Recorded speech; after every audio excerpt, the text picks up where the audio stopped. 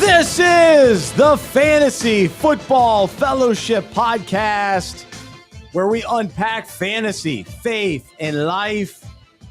I'm Bryce Johnson with Pastor Trip Smith, and we are your fantasy coaches here to encourage you and help you win while you play fantasy football with purpose.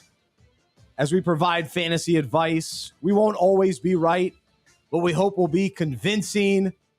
We won't always start the season 2-0, but stick with us. We still want to win fantasy championships. It's early. It's early in the season. Don't be discouraged. You might be 0-2. You might be 1-1. There is still time. We've got this. Those rookie running backs, we got to give them time, right? We just got to give them time. All right, we're going to have some fun today. We're coming to you live from the Unpacking the Ministry studio outside of Charlotte, North Carolina. Today, we are unpacking some of the surprises, some of the disappointments. We'll play a little Peace or Panic for a number of these players that have gotten off to a slow start this season. And then what about some of these players that are doing great? Are we jumping on the bandwagon? They look good against teams like the Saints. How about these players that are great against the Dolphins? Do we buy into them? Will that continue? What do we think about the Colts 2-0? Do we love those fantasy players? We'll also, we'll play a little Who Is That? Look at the waiver wire today as well. And then each week here on the show, we do a weekly breakout, and we take a fantasy concept related to the Bible, related to life. And this week, we're talking about our lineups, and specifically how stressful it is, how worried we get about putting together that lineup, especially as it inches closer to 1 o'clock. And we're wondering, is this guy going to have a good game today? Is he going to be as bad as he was last week or as good as he was in week 1? Is the guy on my bench actually going to outperform this guy that I'm going to start? And then I'm worried that I'm benching the wrong guy. So we will discuss that wrestling today on the show, and then how that parallels our own life and how we deal with stress and worry and anxious thoughts.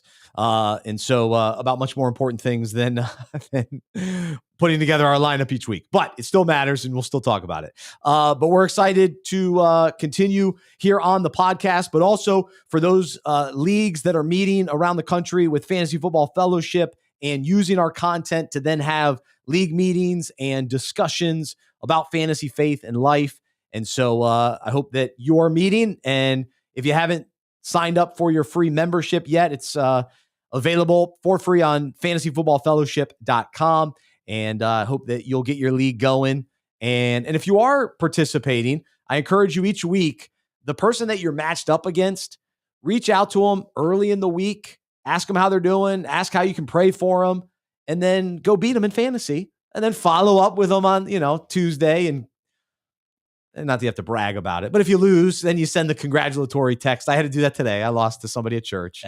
The sad thing is I did well. I finished 3rd and 2nd in that league the last 2 years. And now this year I find myself at the bottom. And I'm depending on some guys that have gotten off to a slow start, like Chase Brown. What does this mean for Cincinnati now that Joe Burrow's out? So let's say hello to Trip. And Trip, maybe you can help us navigate all these challenges that we're facing. But how you doing, buddy? You like to do the check-in text or call with your opponent for the week prior to the game, huh? Yeah. Oh, yeah. Because I like that policy too, but I usually wait till afterwards. And then I know what the tone of the conversation is going to be. I guess you can do before and after, So usually it's a text like, hey, I got you this week. It's going to be fun.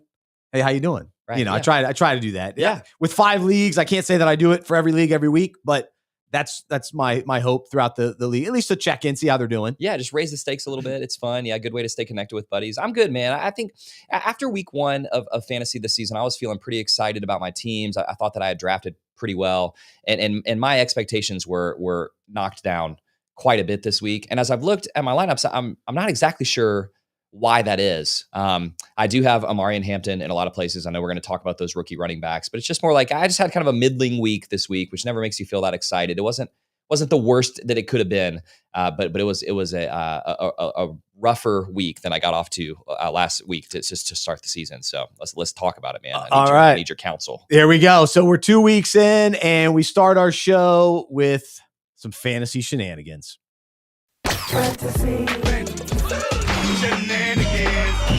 Fantasy shenanigans. All right, so this is when we talk about some of the surprises, the crazy matchups, injuries, interesting decisions that maybe we've made as fantasy managers in the past week, how they played out, and just sort of a recap of the shenanigans from the week. And I guess first thing is, because we're 2 weeks in and many of our players had one great week, one bad week.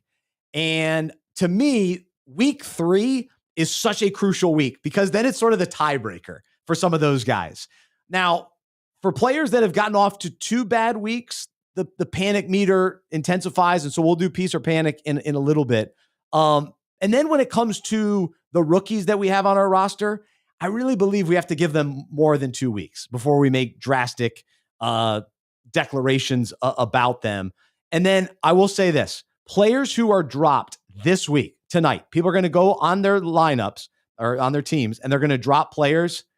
Some of those players will end up on other teams' fantasy championship rosters. Great reminder. It happens. And so you want to get those guys. So it's important to figure out, hey, who do I get on the waiver wire this week that are available? But who's available on Wednesday after guys have been dropped? Last week, I was excited. I'm not as excited today, but last week, I picked up Ray Davis and Braylon Allen in a 14-team league because they were dropped after poor performances week 1. Yeah, those guys will be relevant before the end of the season. I tend to think they will, especially Ray Davis, because James Cook's doing awesome.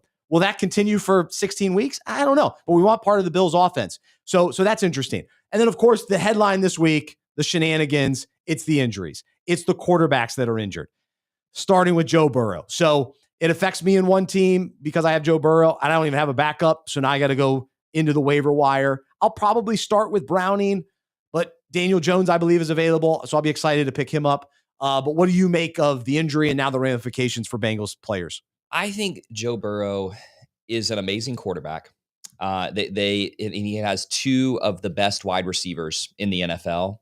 And the way that the Bengals organization has let him down from an offensive line perspective. I mean, if you watch that game week 1 against Cleveland, he was just getting pressured constantly throughout that game. Always Cleveland Browns players in the backfield. And we just thought, okay, well, this is what Myles Garrett does. He loves to bust up the Cincinnati Bengals offense. He loves to go after Joe Burrow, but they looked terrible again this week. And even before he got injured, you're just like, he's getting pressured. He's getting knocked down. He's getting hit too much. And the play that he got injured on was just one of these situations where the whole pocket just collapsed around him because his offensive line is getting overpowered. And it's just a shame because when he's healthy, he's so good, and they've invested so much in the skill players of that offense, but they haven't invested a lot in the offensive line, and I went back and looked at their draft picks. They did take an offensive tackle in the first round last year. I mean, they've tried to address it through the draft, but the guys that they've gone after just haven't hit the way that they need them to. And now I don't think that he's coming back this season. I think that 3 months sounds like the best case scenario. It was a grade 3 turf toe, which means the ligaments were torn. He's got to he's getting surgery. I don't think that after 3 months, he'll start kind of running around and seeing how the foot feels again and kind of rehabbing. I just don't think he's going to come back this season unless they're really in the hunt, which I don't expect them to be if Jake Browning is the quarterback. Browning is a fine backup QB. If you're in something like a super flex or a 2 quarterback league, you got to go out and kind of make a bid on Browning, even if you don't have Burrow. But he just is not inspiring for the Bengals, real NFL prospects this season, I would say. No, but the thing is, when you're as good as Jamar Chase, he makes quarterbacks good, and he's just that good that he'll continue to produce for fantasy managers. Now, will he be the number 1 guy? Like overall, that's probably unlikely without Burrow. But he had a big game yesterday, on Sunday with Browning. So Chase should be fine. I hope that they rely a little bit more on the run game with Chase Brown. I can't figure out where he's been, what's going on with him, but hopefully some more of the drop-offs to Chase Brown in coming weeks will be good. So for those of you that listened to me and bought into the hype for Chase Brown, I hope that he'll be okay. So I think overall, it's sort of a hold. I wouldn't sell Bengals players. I wouldn't necessarily be active to go try to trade for them either. If you have them, ride it out. And that's kind of my thought right now. I'm going to tell you, I would trade Jamar Chase if I could get 90 cents on the dollar for him. I'm trying to find this stat. I should have written this down. I can't find it, but I saw something about the games when Browning was the starter last season. Two seasons ago. 2 seasons ago, excuse me. Yeah, because Burrow was healthy last season. 2 seasons ago, that like 6-game stretch or whatever where Browning was the starter. Now, granted, there's been some time since then, but his stats were still that of a very good wide receiver, but not the number 1 overall wide receiver. I know we have questions about some of these other receivers that we thought were like top tier. Nico Collins hadn't kind of taken off the way that we wanted him to. Nice catch. We'd like a little more. Great catch. Exactly. Catch more than that. I think that if I could take Jamar Chase right now and trade him for Amon-Ra St. Brown, Nico Collins, one of these guys that we thought was kind of the back end of a wide receiver 1, I think that I would do that pretty quickly. Chase will still be good. You don't have to fear putting him in your starting lineup, but I don't think that he will be the number 1 overall wide receiver. And so if you can still capitalize on that name value, I would absolutely do that. All right. So a couple other shenanigans going on and just some of the news. How about out in Seattle? I was all excited about Zach Charbonnet. So I started Zach Charbonnet. He scored 1 point. And then Kenneth Walker played how many people drafted him to play and expected him to play. So this feels like a running back committee. Can they both thrive? Maybe in some weeks, but it's going to be kind of tough to figure out. And, Walker has been more of the guy, but he's just been injured. And so Charbonnet now back to the bench, and we'll see how this plays out. But Seattle seems like a decent team. They're, Darnold's playing well enough, and that was a big win for them to beat Pittsburgh. So, That was something that jumped out to me. Of course, this is classic. This is not surprising at all. Ramondre Stevenson has started the season off strong. Yeah. It's classic. This happens all the time. The veteran, annoying running back that we're ready to move on from is saying, hey, guys, I'm still here. Meanwhile, Travion Henderson, who, the fantasy darling, thanks to the preseason, we're waiting for him to get going. A little slow start. Be patient. Eventually, the tide will turn. But for a while, if you got Stevenson cheap, enjoy the ride. I still think eventually it's Travion time. And then let's see, anything else that I want to mention? All right, Russell Wilson. I mean, week 1, we laughed at him. Did not see that coming. And then he was one of the best quarterbacks this week. I'm still not running to get him on my fantasy rosters, but a little bit more encouraging if you have neighbors. I think it's worth at least keeping an eye on Theo Johnson. And then I'll say I'm dumb. I'm dumb for not drafting Wan'Dale Robinson because I knew that he put up numbers last year. But I remember listening to a fantasy radio show this summer, and they talked me out of Wan'Dale Robinson, and that was a silly thing because he's a catch monster, a target monster. He's a good wide receiver, and people were excited about him coming into the NFL. And I have him in every PPR league that I'm in. Do you have good for you? He's targeted so much. But last year, it's like his yards per reception were like historically low, like one of the lowest of any receiver with more than 100 targets or whatever. Russell Wilson still has a nice deep ball, and so he airs it out with that kind of high arcing moonshot, and that's good for Malik Neighbors. That's good for Wan'Dale Robinson. Wilson did have a fairly egregious interception at the end of that overtime, where I think that it's only a matter of time before Jackson Dart is the starter. Let us not forget that the Cowboys defense is not very good. So that was an exciting game. It was a super fun game to watch. Wild. It was definitely Russell Wilson needed that to continue to be the starter for the Giants. But yeah, I'm not running out to get him, but I think you can just be a little more optimistic about the receivers there. And the other encouragement from that game, and we said this last week, Dak Prescott, he looked good the first week. He looked good, at least at the end. He lit it up down the stretch. And so I think the Cowboys will be in those types of games. That should continue. And so you can feel good about Dak and Pickens and CeeDee Lamb, and Ferguson got involved, double-digit targets for him. And then, of course, Javonte Williams. Looked good again. Williams, similar to Ramondre, is one of these. Yeah. Through 2 weeks, he looks like he's in the steal. Ramondre. Yeah, the difference is it's not clear who's going to replace him or supplant him. So Williams really could be a value all season long. I'll also just say, man, I know you're anti-kicker in fantasy. We don't talk about kickers very much on this show. I have no kickers in any of my fantasy leagues. And that's fine. I think that's a good policy to have. But Brandon Aubrey is an absolute beast, man.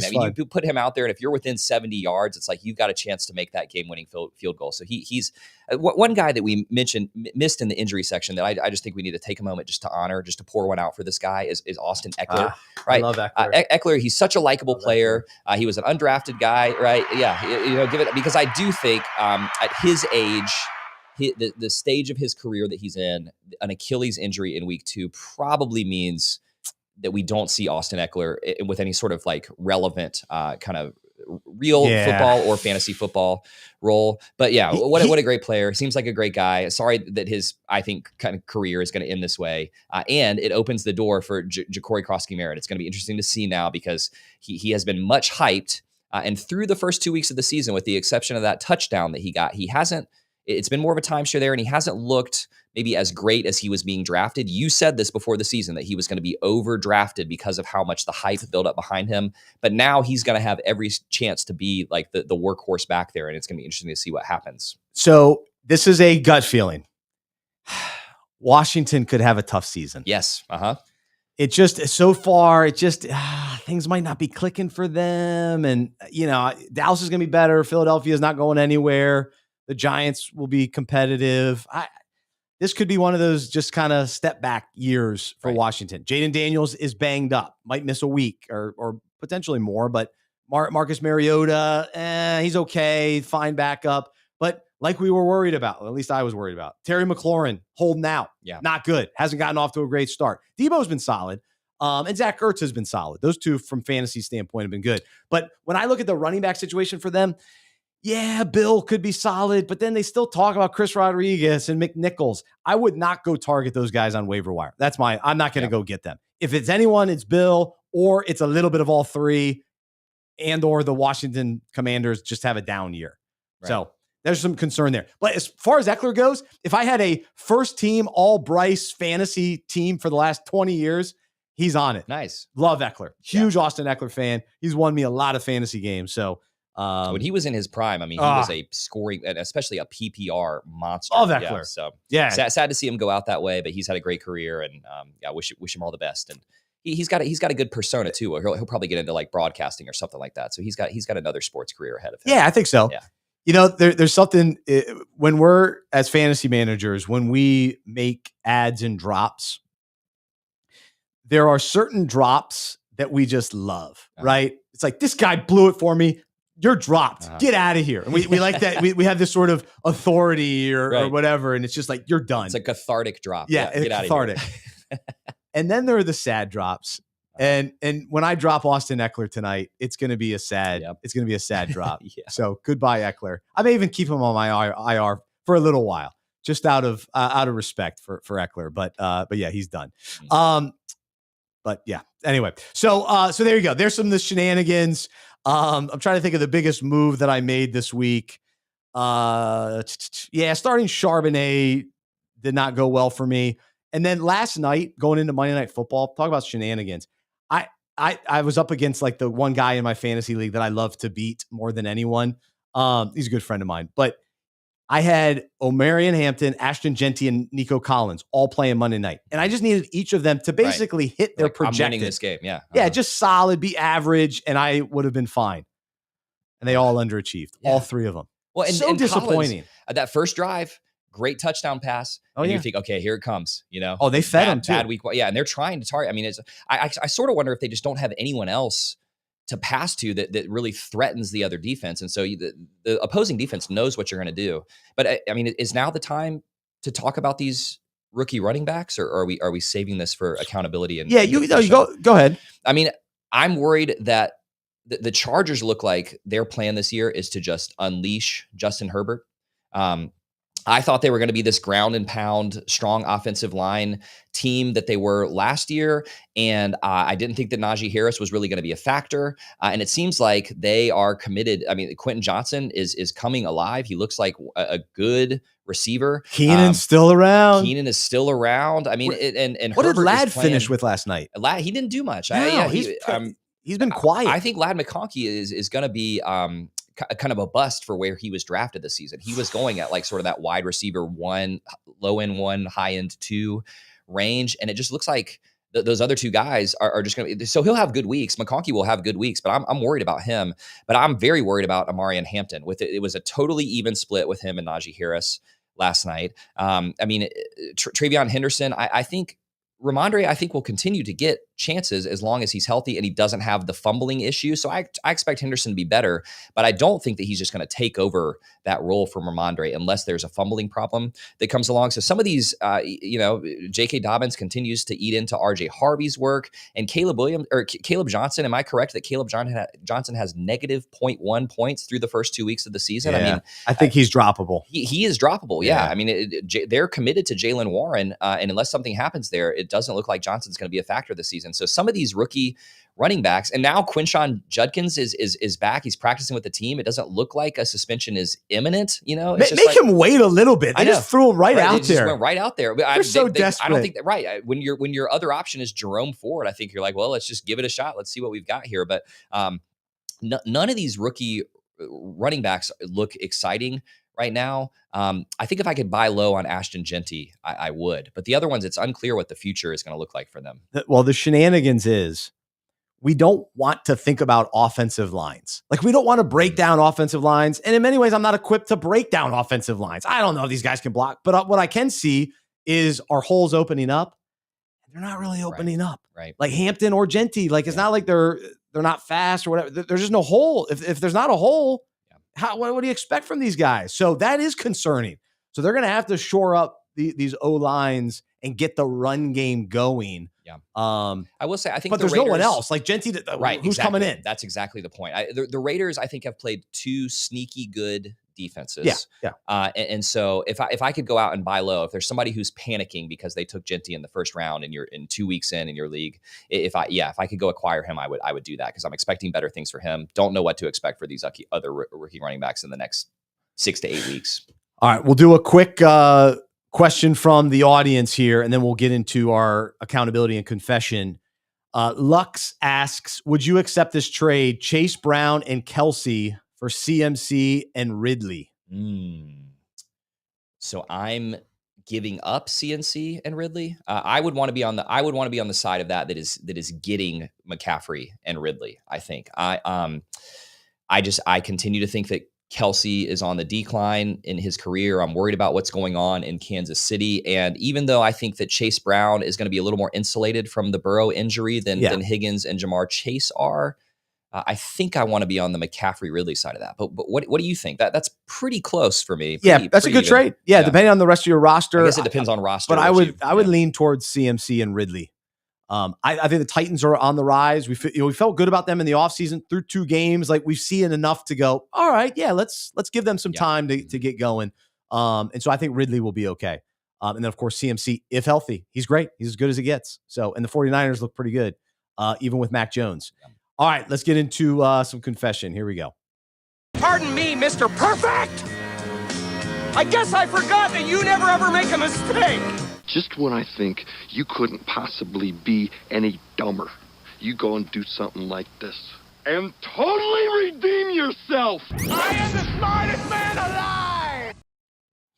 All right, let's this is the segment where we admit when we're wrong, or maybe I'll brag on Tripp a little bit where he's correct and I was wrong. Thank you. And so we'll do, and maybe you can return the favor. I mean, that's fine. But let's start with where I was wrong. All right.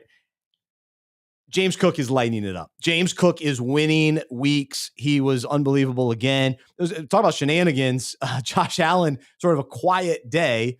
Plus, he got banged up in his nose. But the Bills are so good, they didn't need him to do much.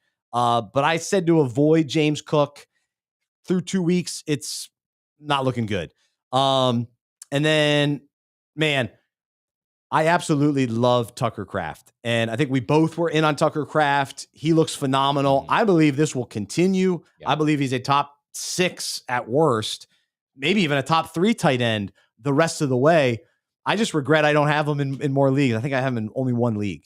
Yeah, you talked me into Kraft in the preseason, so that's a good one for you. It's early in the preseason. Right, you were banging the drum for him. I wasn't as sort of all in as you were, and he has looked like one of the best tight ends in the NFL through 2 weeks. I mean, I think if he has another game like this, you're starting, and he's still pretty young by tight end standards. Oh yeah, you're starting to talk about him as one of those top 5 guys. So yeah, that was a great one for you. The other side of that coin for me is that thus far, it seems like I am wrong about Matthew Golden. And Jaden Still Reed, early. It's still early. He's a rookie. Jaden Reed is hurt. And I will say, if I was going to try to kind of cope a little bit, I would say that Love missed him on not one, but two long passes where one was underthrown. The other one Golden probably should have had. And just so, but yeah, Kraft seems like he is going to be probably the pass catching option that you're the most excited about there with Green Bay. Yeah, I mean, gosh, how should we feel about Jalen Waddle? Right. I mean, I give you a little love. They look better. The Dolphins look better. I was demoralized after week 1, and Waddle did have a touchdown this season. Now he had a touchdown on my bench. So it didn't do anything for me. But that's one that I still don't know how I feel.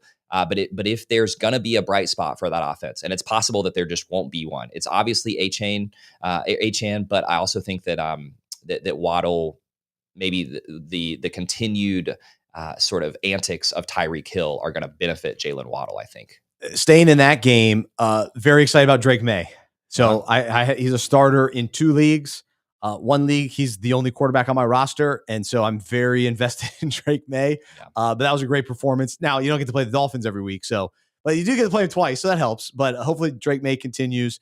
And then I did go out and pick up Juwan Johnson. I spent a lot of waiver dollars to get him, and I'm happy about that. I think he's going to be a key weapon in New Orleans. New Orleans stinks, but they got to throw. They got to try to do something, and Juwan's going to be the beneficiary of that. Where I was wrong is Cam Scatterboo. He looked pretty good. Yeah. He looked pretty good. I think there's still a role for Tracy, but I've been surprised by it. It seems like they want to go to Scatterboo sooner than later. Yeah. So I'm worried about. I'm out. I was out on him. So that was a miss. I thought that was going to be more of a committee, but that's a tough one for Tyron Tracy backers. But all right, so there's some of our accountability and confession. But each week on this show, a big part of what we do here at Fantasy Football Fellowship is it's about our breakouts, where we take fantasy concepts, we relate it to the Bible, we relate it to life. And this week, I want to talk about our lineups, which is such a key element to what we do every week. And it comes down to decision making and who we're going to put in, who we're going to leave on our bench. And the reality is, it gets a little stressful when you're getting toward 1 o'clock and it's almost kickoff, and your daughters run down to the basement and they're wanting to play, and you're like, I got to figure out who I'm going to put on my lineup here. Who's going to be my starting RB2 when these rookies aren't doing anything? Or who, this week the stress is going to be who you're going to start at quarterback when you're playing backups. And so we can agonize over, the choice to play either this running back or that running back. And we debate with ourselves about what player to put in our flex spot. And, we often, we'll weigh our options based on matchups and previous performances. It's like, all right, is he going to be who he was in week 1 or who he was in week 2?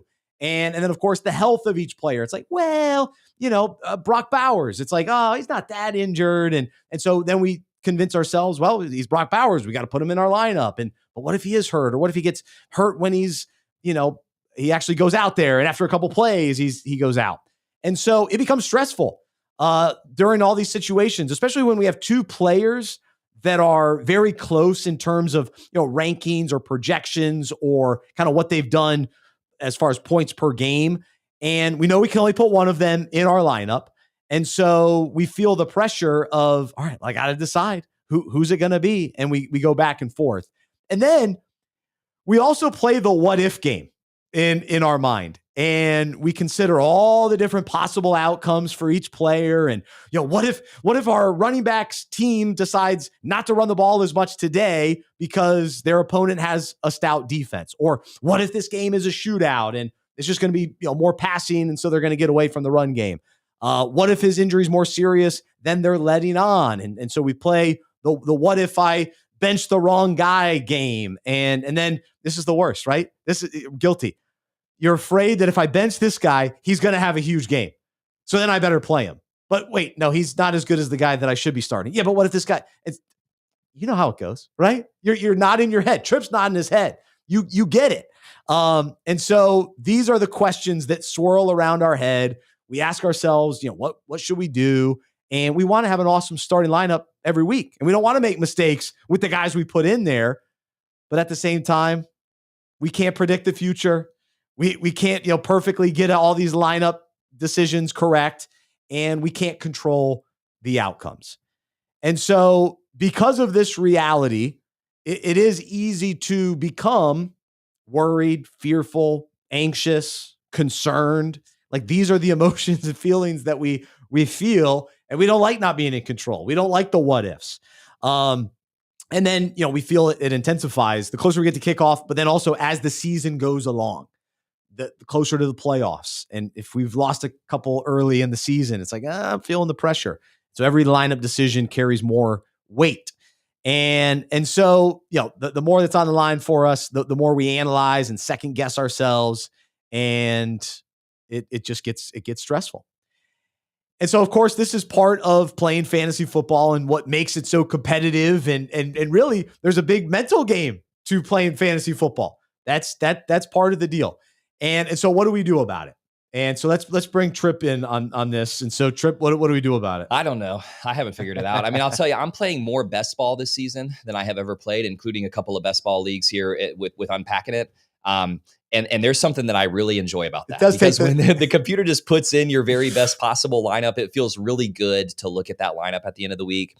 I mean, I'll say, I have this analysis paralysis. I made this week, and this has happened to me a few times in my fantasy career. I made a trade that came through at about 12:30, and then I immediately got to decide, what am I going to do with David Montgomery? He didn't have a good week one. I felt like I was buying low. I did not foresee them scoring 52 points. But we didn't talk about that earlier. We needed to. I left him on my bench, just kind of analysis paralysis. Like, let's give it another week and see what happens there. And it didn't feel good. It didn't feel good. What I'll say is that I think what I've learned over my time of playing fantasy football is you make the best decision that you can make prior to games starting at kind of 1:00. You keep an eye on injury updates and things like that. But other than that, I make the best lineup decision that I can.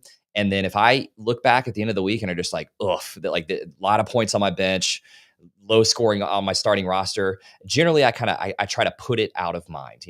That's going to happen to you if you're playing fantasy football, that you're going to have weeks like that where your bench looks like it outscores your starting roster, and you just got to move on. Now, if you notice a trend that goes for 4 weeks, that's a different story. But I try not to be too hard on myself on a 1 week basis, because it can cause a lot of ongoing just sort of stress and anxiety about, God, I have to get this right. I have to get this right. And the truth is, you just can't get it right all the time. Nope. So we have to relax. We have to be confident and try to be at peace about making the best lineup decision we can with the information that we know, and feel good about the decision. Sometimes the outcome doesn't always go exactly how we want it to, but we can feel, just good about, hey, with the information I had, here's the guy I put in.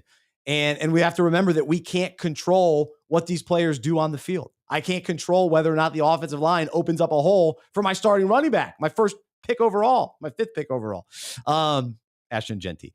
But in order for us to, really enjoy fantasy football, we have to sort of let go of some of that stress and the negative anxiety and stress and fear and worry and all those kind of things, because it gets us all worked up about our fantasy team. And we have to pull back and go, wait, it's just fantasy.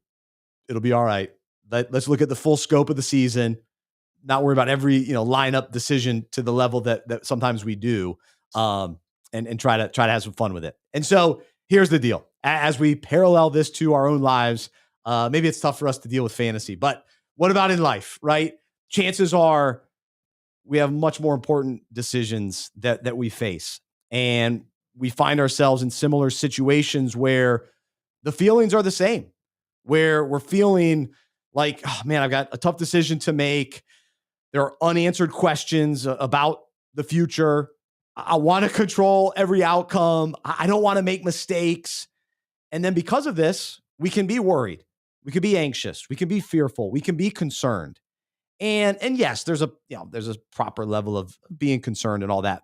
But what happens is our minds can be filled with negative thoughts as we go back and forth in our heads about potential outcomes. And we play the what if game, and we analyze things maybe so much that it debilitates us and paralyzes us and holds us back in many ways.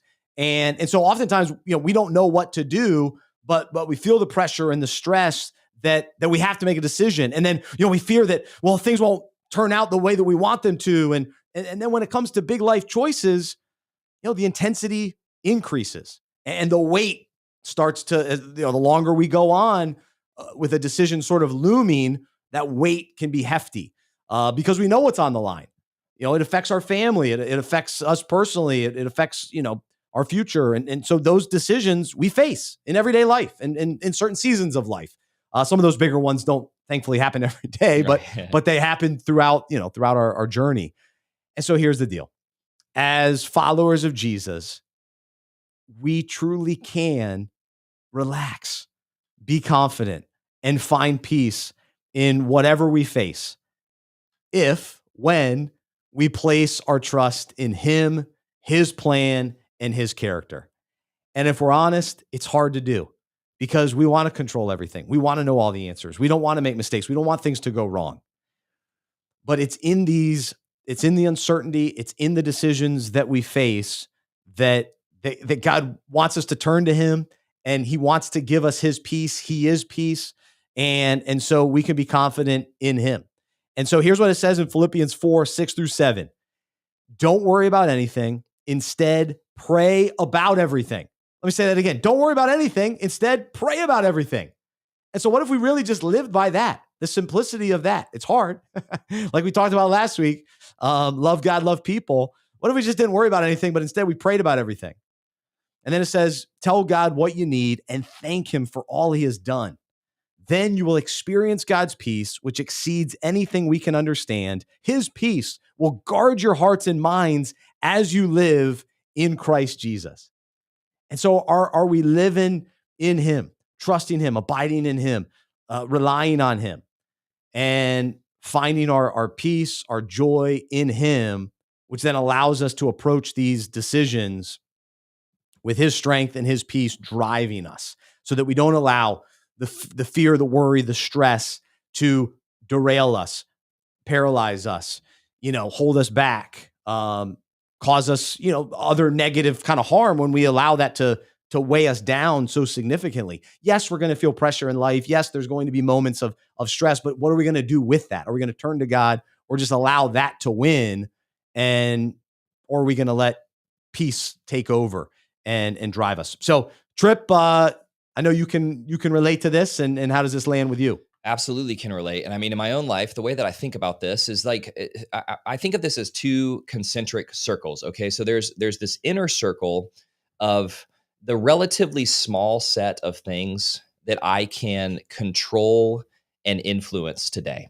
And I think for those of us, if you're paying attention and if you're maturing in life, one of the things that you're learning is that sphere of control is smaller than you thought that it was. The number of things that you are actually in direct control of, it seems to sort of shrink as you grow older, if you're paying attention and if you're learning wisdom and maturing. And then there's this second sphere of things that I'm aware of that I would like to be in control of, right? And that circle is much, much bigger than it has ever been before because we are inundated with information, including a lot of bad news about the world around us. We can know more about our physical health and our medical situation than we've ever known before. We can know more about what's happening on the other side of the world than we've ever known before. We have more data to be worried about than we've ever had. And I'm just convinced that the space between that small inner circle and that huge outer circle, we can only fill that space with one of two things. And it's either anxiety and fear or prayer. You are not big enough to control those many, many factors out there that you are worried about. And the only thing that we can fill that huge space with is more anxiety and worry and sometimes anger or prayer. Are we filling that space between the things that I am able to influence today and the things that I have totally no control over with trust in the Lord, and that trust is manifested in prayer. So I love that you brought up that Philippians passage, right? Don't be anxious about anything, but in everything, submit your request to God, pray to him. And then it says there's this peace which surpasses understanding. It's not something that we can totally understand. We can't reason ourselves into peace and calm, but God can give us the gift of peace that even goes beyond what we can understand when we fill that space with prayer and dependence on him. That's cool. That's good image there. And so, we have to continue to seek him and keep our eyes and minds fixed on him. And so we can, declare what it says in Isaiah 26:3, you will keep in perfect and constant peace the one whose mind is steadfast, that is committed and focused on you in both inclination and character, because he trusts and takes refuge in you with hope and confident expectation. And so where is our hope and our expectation? We talked about hope a couple of weeks ago. And then, it's like, wait, perfect and constant peace. Wait, that's available? And so, yeah, it is available, but we have to stay committed and focused on Jesus, because as soon as we shift off and we start to worry about the what ifs and the outcomes and things down the line, and well, if this happens and that happens, and then we start thinking about our running back on our bench and like, well, what if he goes off? And now all of a sudden we're worried about our lineup. But when it comes to serious things in life, if we get so caught up in all the other stuff versus being focused on Jesus and who he is and the promises of his word, like the piece is there. It's available to us, but we get off track. We lose focus on him. And then also it says in Psalm 34:4, I prayed to the Lord and he answered me. He freed me from all my fears. And so the idea of being freed from our fears, doesn't that sound pretty good? Because there's plenty to be fearful about. But man, when we turn to him, we pray to him, we trust in him, we can experience such freedom and hope, and those fears are replaced with hope and confidence in him and peace. So I hope that those are, some encouraging verses for us today. And so, kind of the last thing to talk about is, like I mentioned earlier, sometimes when we're playing fantasy football, if we allow the stress and the worry to sort of sucks the fun out of playing fantasy football. And so when it comes to life, there's this important part of our relationship with Jesus and pursuing the Lord is enjoying him, delighting in him, fellowshipping with him, worshiping him. And oftentimes what we'll do is, and I'm very guilty of this, is we seek God for answers, which are good. Like that's not a bad thing. But what if we shifted it to where we just seek God? We just turn to God. We just enjoy God. We spend time with him. We look to him. We don't turn from him. We just, stay, we remain. And then as that relationship is flourishing and we bring requests to him and we ask him to help us, like it's just a better process versus, all right, God, all right, here's what I need. I got this decision. I need you to do this. I need you to do that. I'm frustrated here. And so it's just sort of a different approach and a heart set and posture that if we just pursue him and delight in him. And so it leads us to a verse in Psalm 37:4, delight yourself in the Lord and he will give you the desires of your heart. Because as we delight in him, now our desires start to align with him. And then we know what to pray for, and we're more in tune to his will, and we desire what's best, like what his best is. And we let go of some of the control and I want this and I want that. And I'm worried about the what ifs and the outcomes. And it's just like, no, Lord, I know that you've got me. I trust in you. I know that you're in control and you've got things taken care of. And I trust in your promises and I delight in you and who you are and your character and your goodness and your faithfulness. And I just want to do your will and give me your desires. And so I hope that that's encouraging because, man, when we can just enjoy him and then we enjoy life more too, because let's face it, when we're stressed and worried, we're not enjoying life. It sucks the life out of us. And I'm guilty of this. I just get, you get so worried about things and the day to day and all that. You just lose sight of, man, just delighting in the Lord. And so I don't know if Tripp, you want to wrap this up. But. That's exactly right. I mean, I think, the downside of anxiety is all the ways that it just kind of hurts us and messes us up and causes us pain.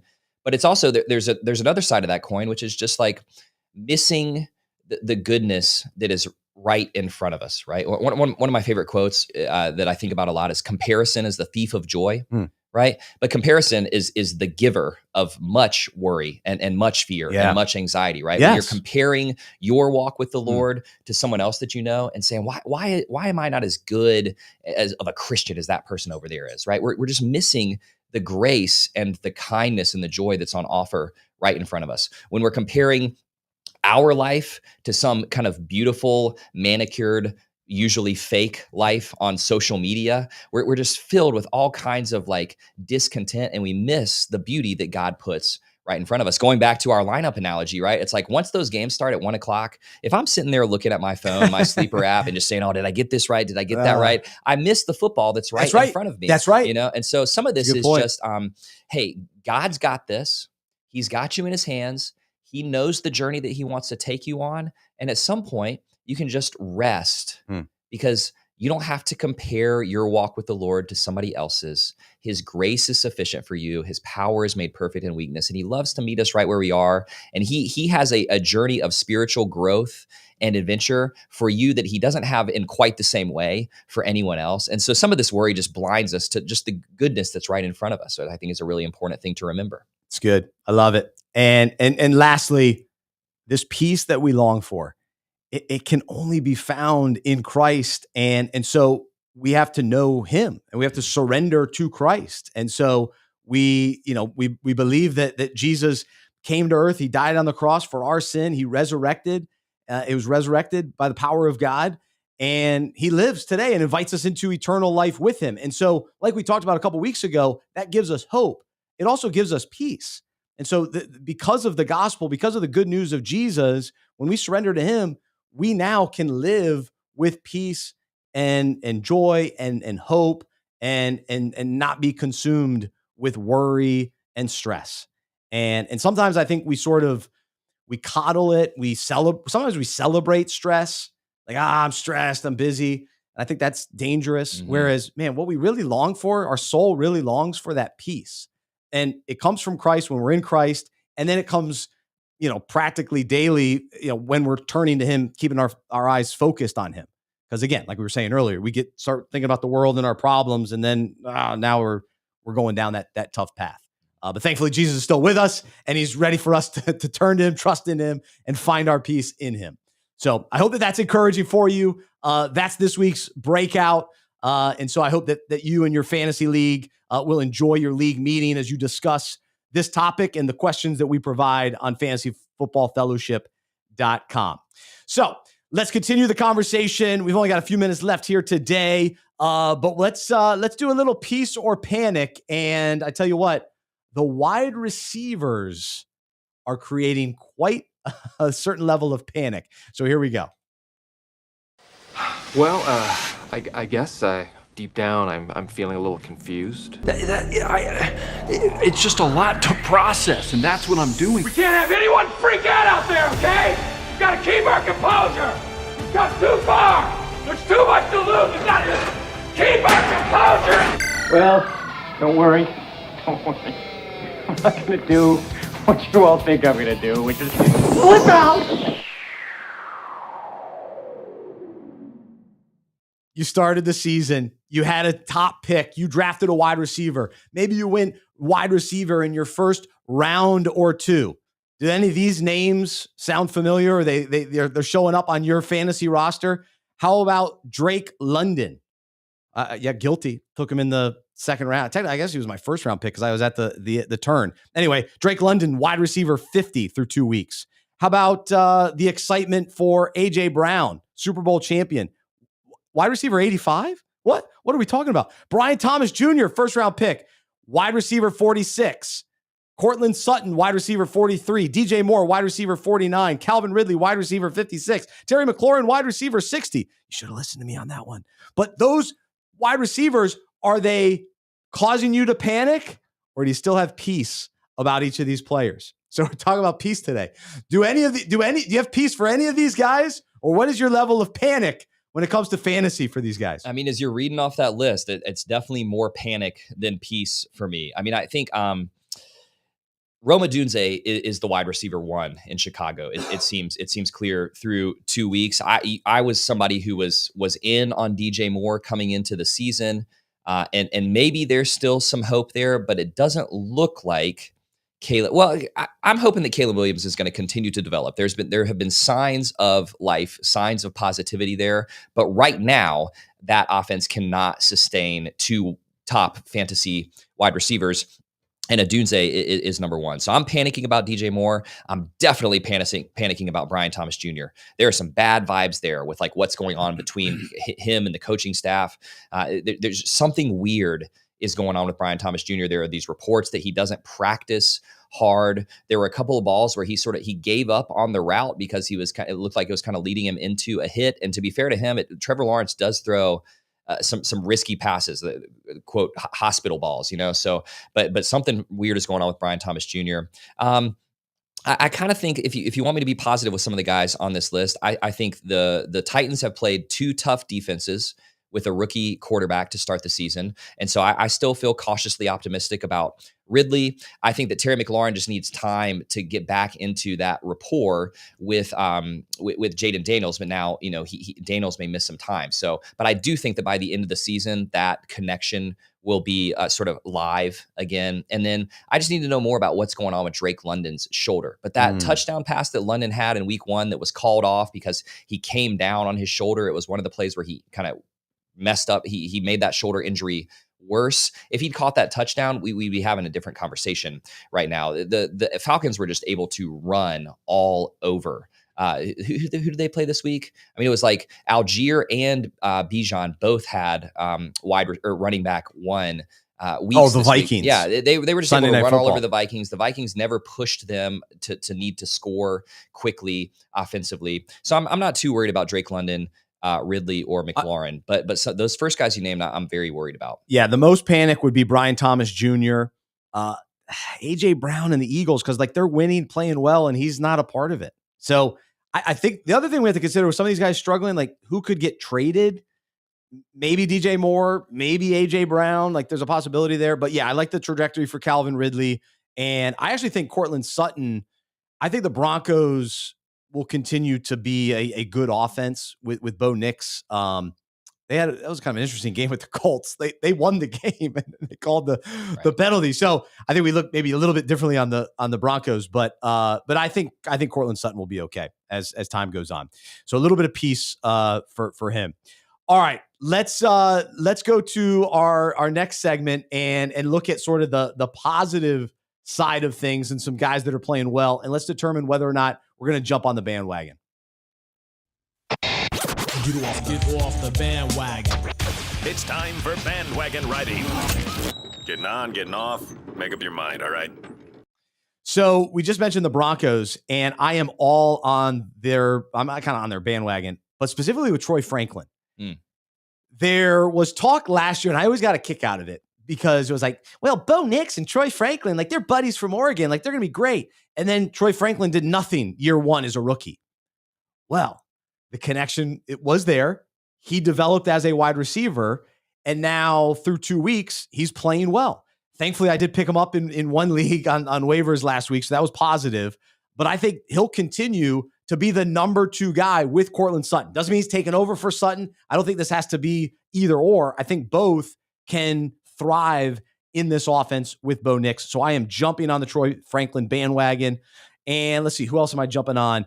I would also be jumping on, I think Cam Scatterbo. And I hate to say it because I don't think I'll be able to get him on any rosters, but I think there's enough there.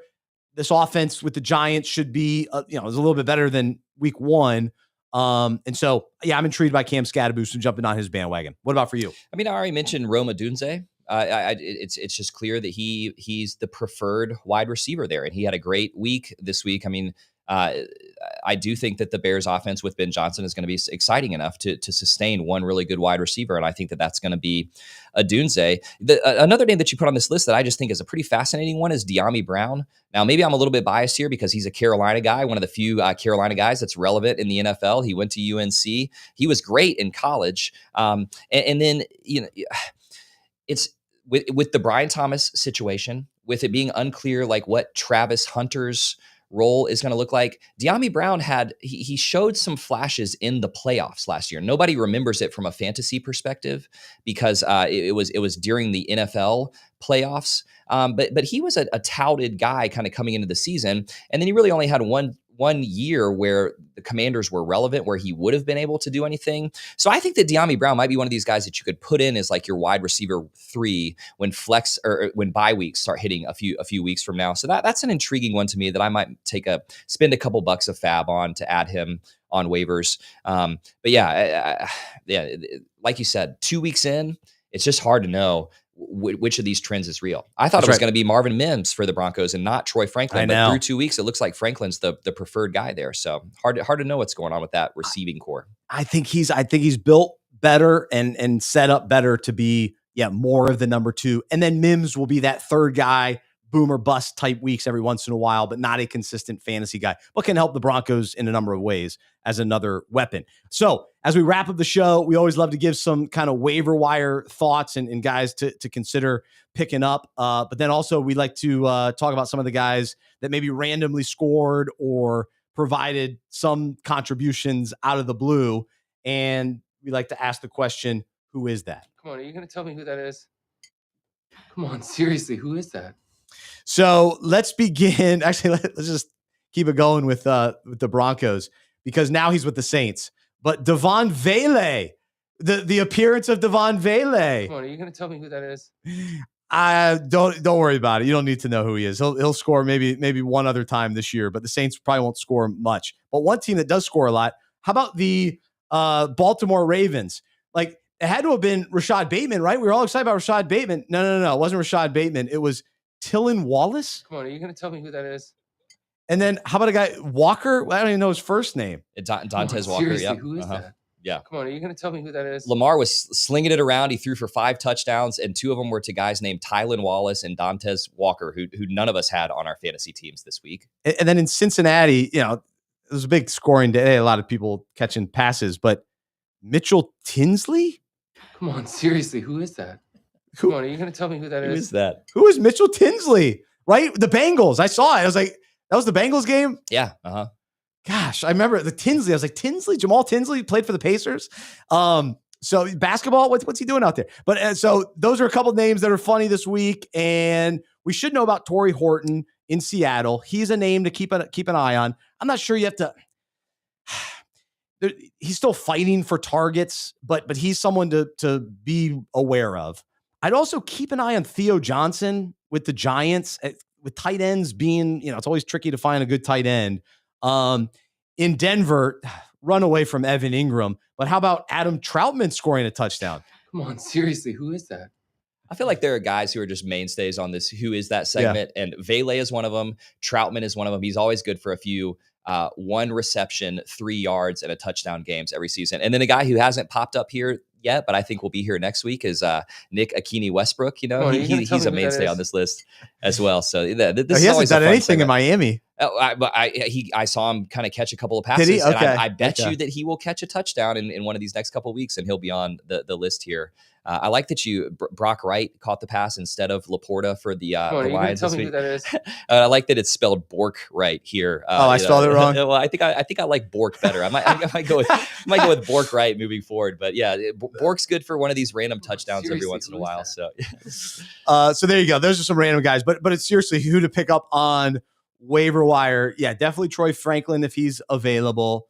Like I mentioned earlier, I still believe Braylon Allen could get a chance. So if somebody drops him and gives up on him, he's somebody I would pick up. And I know James Cook's playing great, but get his backup. You want Ray Davis. You want part of the bill. So those guys who, even though they haven't done a lot early, and then like I've said every week, please listen to me. Kyle Managai. He's my guy in Chicago. Come on, seriously, who is that? He's the backup running back. I know they can't run the ball. DeAndre Swift not doing much. What are they going to do? They're going to turn to the rookie and go, hey, let's try it, see what he's got. Yeah. Let's give him some volume. But I think what you reminded us of at the beginning of the episode is a great thing to end on, which is there are going to be people who panic drop somebody this week. And so especially if you're in one of those leagues, it's worth knowing what your league's waiver settings are. And if you're in one of those leagues with rolling waivers where you're not using fab, and if you give up your like number 1 waiver priority to add somebody and then a really great player gets dropped. This might be one of those weeks where unless you have a glaring need on your roster, you're slow to make a waiver ad just to see if somebody drops a great player and you can keep top waiver priority in your league. That's a move that in these early weeks of the season when people are panicking is something that I like to do if there's not an obvious ad that I need to make. So yeah, keep that waiver priority if there's nobody that excites you on waivers. That's an underrated aspect, even if you're in FOB, because I bid the same amount, $3 or whatever, but I got the bid because I had the waiver priority. Yeah. So that's huge. All right, guys. Well, hey, thanks for some of the questions that came in. We'll have to answer those off air. But thanks everybody for listening and watching today. Trip, enjoy week 3. Gets going Thursday night to maybe our last chance to see Mike McDaniel as the head coach of the Miami Dolphins. I know that's your boy. Yeah, you don't want to be playing in prime time right now if you're Mike McDaniel. Yeah. Oh gosh, that's gonna be something. Thursday night will be something. But anyway, thanks so much for being a part of the show today. Thanks everybody for listening. I'm Bryce. I'm a fantasy manager who follows Jesus. I believe in the good news that he died on the cross for my sin. He was resurrected, and through faith, I've been saved by his grace. I hope that is true for you as well, and I hope you'll join me as we live life as sports fans who follow Jesus together. And as we talked about during our breakout today, peace is available. It's only found in Christ. As we surrender our lives to him, as we follow him and we live our lives in him, we can experience peace. So let's keep our eyes fixed on him. Let's trust him. And let's not get caught up in all the worry and the stress that tries to drag us down. And so let's have peaceful fantasy weeks and, more importantly, a peaceful life. Have a great one. We'll talk to you next time right here on the Fantasy Football Fellowship Podcast.